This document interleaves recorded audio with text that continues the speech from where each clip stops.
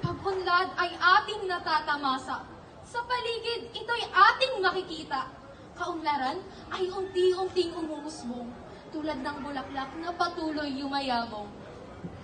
Atin tignan sa mas madaling kaparaanan. Pagkakakitaan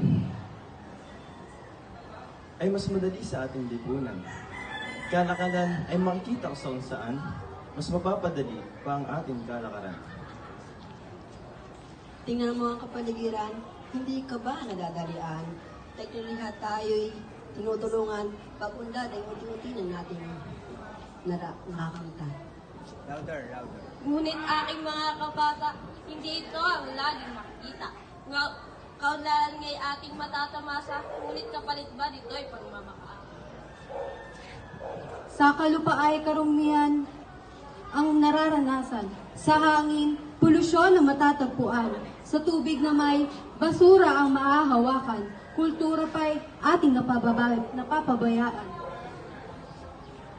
O aming mahal na bayan, pagpapalagay ay dapat maranasan.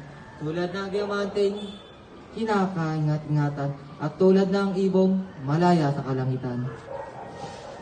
Hindi masama ang kaunlaran sa kapaligiran sapagkat ito ay ating napapakinabangan. Yes. Ngunit kapaligiran ay ating pagmasdan at sarili ay tanungin, kaunlaran o ang ating inang bayan. Thank you po.